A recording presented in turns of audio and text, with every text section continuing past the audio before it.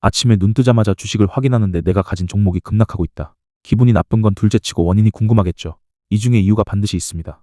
첫째, 실적 발표를 했는데 대규모 손실이나 어닝 쇼크가 나온 경우, 펀더멘털이 흔들리는 경우죠. 하지만 현금 흐름, 기술 경쟁력 등 더 중요한 펀더멘털이 괜찮은 경우 주가는 금방 회복하기도 합니다. 둘째, 회계 부정, 분식회계가 적발된 경우, 한마디로 기업이 실적을 사기치다 걸린 거죠.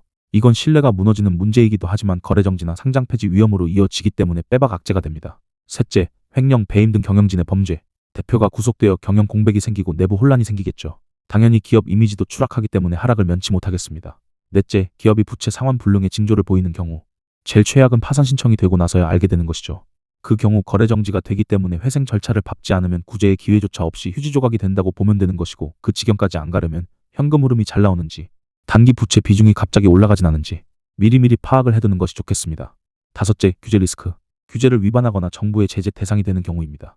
가볍게는 벌금부터 심하게는 영업 정지 등 기업의 직접적인 피해로도 이어지기 때문에 좋을 게 없겠죠. 여섯째, 주요 제품이나 핵심 프로젝트 실패. 기업이 사활을 걸어서 개발 중인 제품이 늦어지거나 가망이 없는 걸로 판명 났을 때, 대표적인 예로 신약 개발 같은 게 있겠죠. 이 기업이 얼마나 제품이나 사업 영역을 다각화하냐에 따라 영향이 크지 않을 수도 있습니다. 일곱 번째, 주식 구조의 변경. 세 가지 정도 기억해 두시면 됩니다. 유상증자, 전환사채 발행, 액면 병합. 이 세 가지는 대부분 악재로 작용합니다. 유상증자의 경우 자금 조달의 목적이 성장 투자라고 하면 긍정적으로 해석되기도 합니다. 여덟 번째, 경영자나 내부자 매도.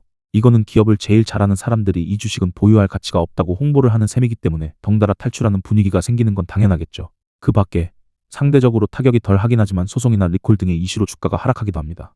여기까지가 사실 내부 요인에 의한 것들만 정리를 한 것이고, 외부적인 요소들도 있죠.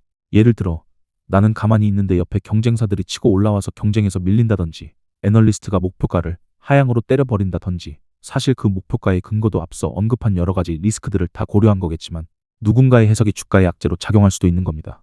여기까지 전부 개별 종목의 하락을 설명하는 원인들이었고, 금리나 지정학적 리스크 등 시장 전체를 움직이는 좀 더 거시적인 변수들도 종합적으로 봐야겠죠? 그건 따로 다루도록 하겠습니다.